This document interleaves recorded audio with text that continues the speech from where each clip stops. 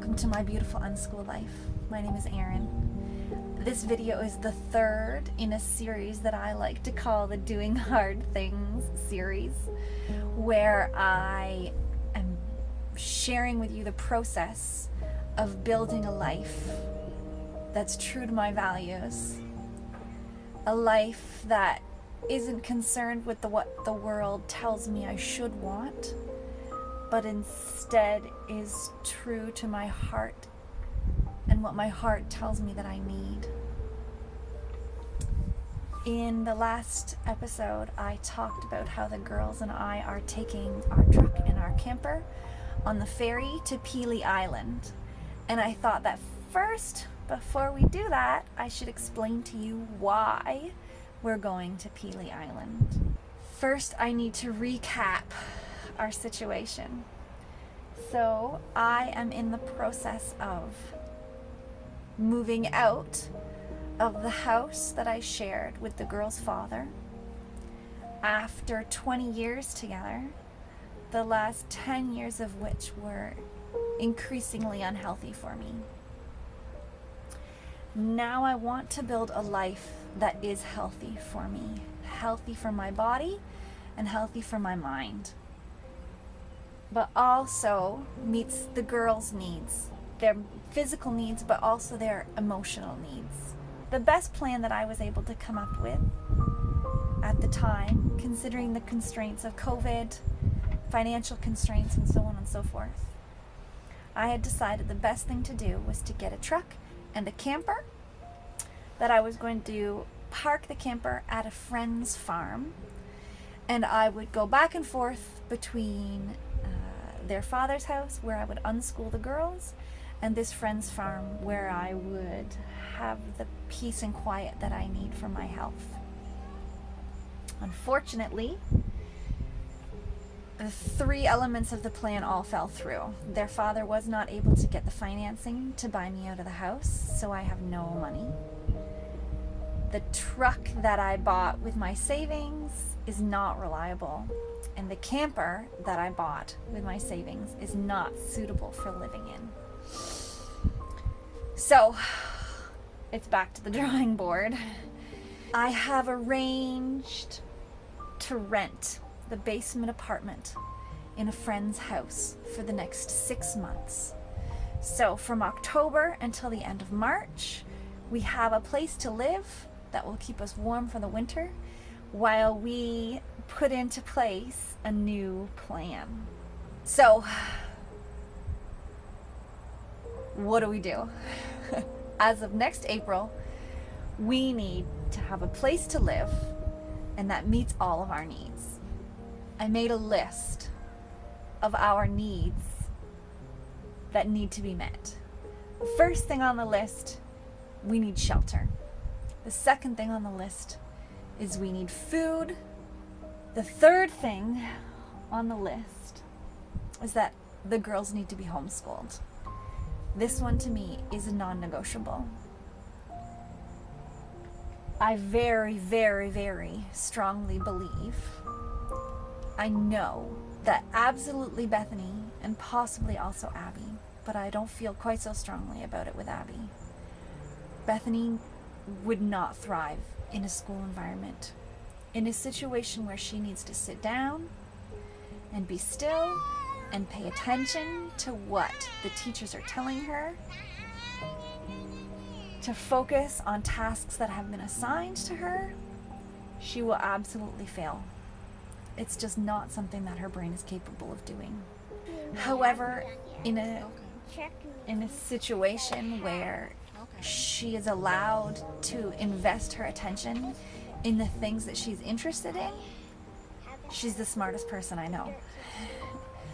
Bethany is thriving in an unschooling environment, but in a classroom environment, I think it would slowly destroy her self-esteem, destroy her love of learning. Unschooling is non-negotiable. That's on the list of needs. The next need is nature. The girls and I all need nature. They are really fascinated by the natural sciences. They really love animals and plants and bugs and birds. For me, it's more about the peace and quiet.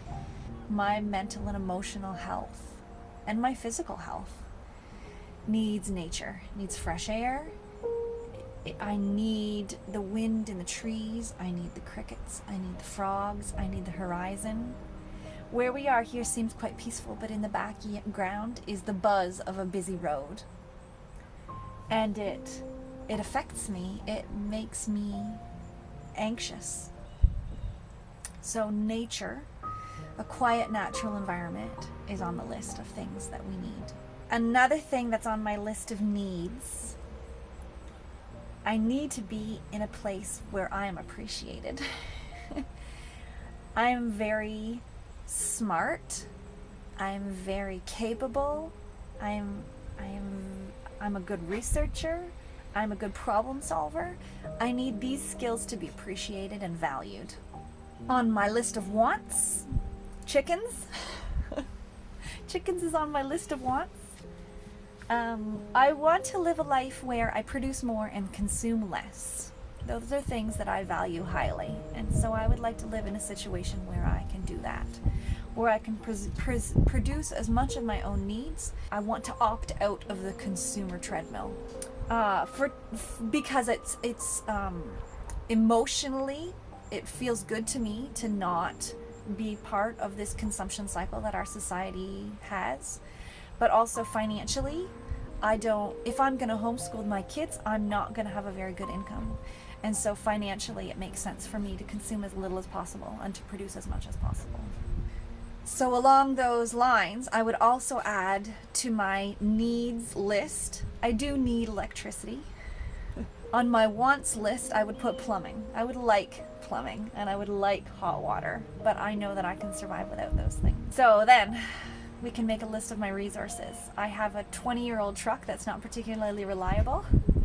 I have a 20-year-old camper that's not particularly reliable and insufficient for cold weather living. I have my brain and my good problem-solving skills. I have my credit card with a very high limit, which I am currently living off of. I will have $800 a month in child benefits. Maybe one day, if their father can ever arrange the financing, I will have a 5-figure lump sum. And I have a YouTube channel with no subscribers that maybe one day could be a source of income. Considering all of those factors, there's a few plans. And the one that I'm working on, to me right now, the most viable plan is this. I found a website called FarmLink, which connects farmers who need help to workers who need farms. I made contact with 3 different farmers who I think come close to meeting our needs and our requirements. And so the girls and I are taking a tour of 3 farms in southwestern Ontario that might be a good fit for us to move to next year and live on for a temporary, potentially long-term basis. One of the farms is a seed growing operation on Pelee Island. One is a self-sufficient off-grid farm near Lake Erie, and the other one is a permaculture farm near Lake Huron. Our first stop is Pelee Island.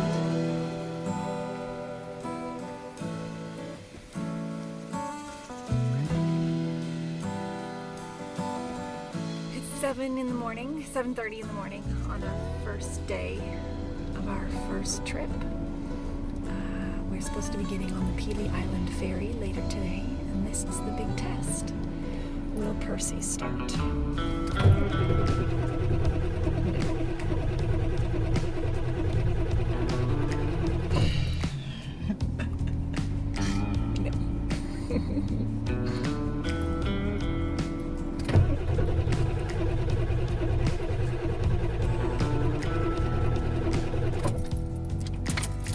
Alright, well, we'll try again later.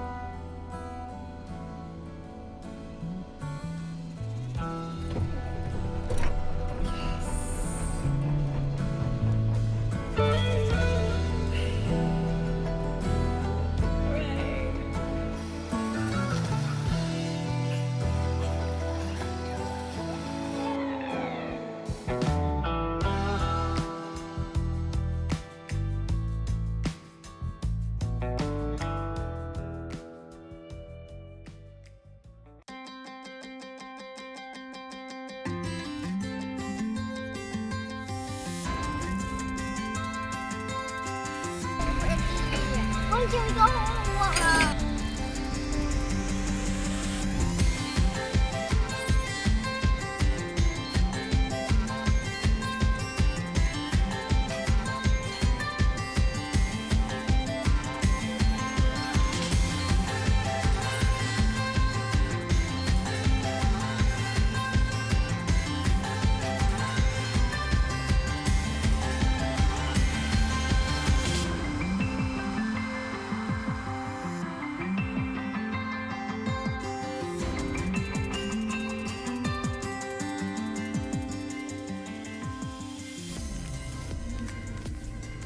You can do it.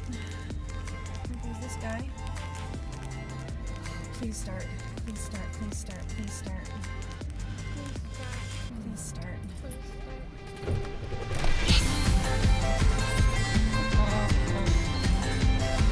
Hooray! I'm really bored